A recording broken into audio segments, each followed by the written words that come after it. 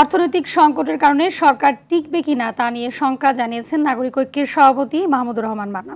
সকালে জাতীয় প্রেসক্লাবের সামনে এক অবস্থান কর্মসূচিতে তিনি বলেন, বেগম খালেদা জিয়াকে মুক্তি দিলে সরকার সামাল দিতে পারবে না বলেই তাকে বন্দী করে রাখা হয়েছে। উপজেলা নির্বাচনে নজিরবিহীন কম ভোট প্রমাণ করে ৭ জানুয়ারি নির্বাচনের মতো এই নির্বাচনকেও সরকারকে প্রত্যাখ্যান করেছে জনগণ।